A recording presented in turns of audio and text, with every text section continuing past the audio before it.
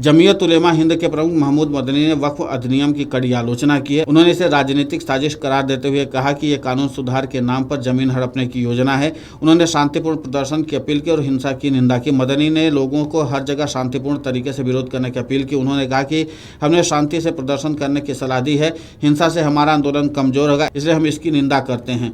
उनका कहना है कि यह वक्फ कानून बोर्ड को बेहतर करने के लिए नहीं बल्कि निजी हितों के लिए लाया गया है। मदनी ने कहा कि यह वक्फ कानून मुद्दा नहीं बल्कि राजनीति है। उन्होंने दावा किया कि बीजेपी ने वक्फ बोर्ड को असीमित शक्ति और सरकार की निगरानी से मुक्त दिखाकर इस कानून को सही ठहराने की झूठी कहानी बनाई। उनका आरोप है कि नया कानून रियल एस्टेट डेवलपर्स और जमीन हड़पने वालों को फायदा पहुंचाने के लिए है। उन्होंने कहा कि आप बिल्डरों और जमीन कब्जा करने वालों की मदद कर रहे हैं ताकि वे प्रमुख जगहों की जमीन हासिल कर सके। ये देश के समाज और मुसलमानों के लिए गलत है। मदनी ने कहा कि भारत के मुसलमानों के पूर्वजों ने देश में रहने का फैसला किया था। देश के संस्थापकों ने उनके साथ जो भरोसे और वादा किए थे, उन्होंने कहा कि कदम मुसलमानों के साथ विश्वासघात है। और क्या कुछ का इस पूरे घटनाक्रम को लेकर के, खासकर मुर्शिदाबाद हिंसा को लेकर के आप खुद सुन लीजिए उन्हीं की जुबानी। तो मामला वक्फ का नहीं है, मामला पॉलिटिक्स का है। मुसलमानों के नाम पर, मुसलमानों के खिलाफ, मुसलमानों के लिए कभी हमदर्द बन के और कभी गाली दे के, हमदर्दी के पीछे भी गाली ही छुपी हुई है। इस एक्ट को दुर्भाग्य के साथ, दुर्भावना के साथ, दुर्भावनापूर्ण एक्ट है ये अमेंडमेंट है। ये सोसाइटी के लिए, कम्युनिटी के लिए या मुल्क के लिए, मान लो सोसाइटी के लिए, मुसलमानों के लिए खराब होता, मुल्क के लिए अच्छा होता तो भी हमारे सर आंखों पे हो सकता था। हाँ ठीक है, थोड़ा तकलीफ होगी, बर्दाश्त कर लेंगे, कोई बात नहीं, देश का भला हो जाए। न देश के लिए, न कॉमन सोसाइटी के लिए, इंडियंस के लिए, और न ही मुसलमानों के लिए, किसी के लिए ये कानून सही नहीं है और इस तरह के अमेंडमेंट सही नहीं है।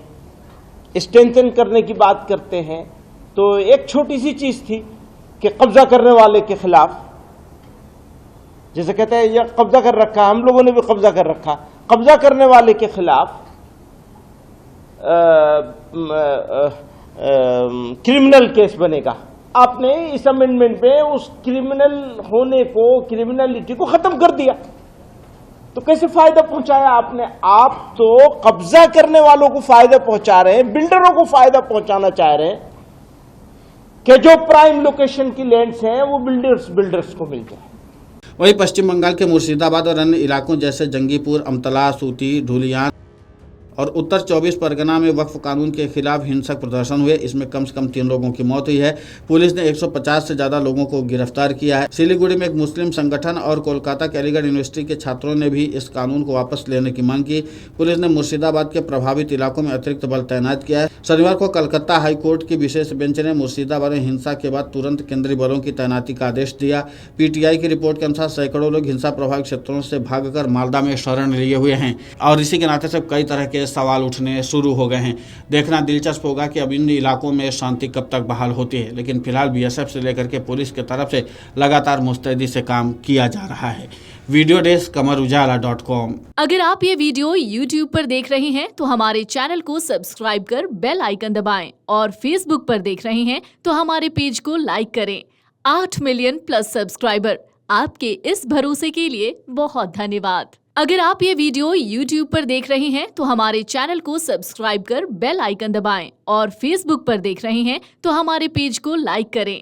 8 मिलियन प्लस सब्सक्राइबर, आपके इस भरोसे के लिए बहुत धन्यवाद।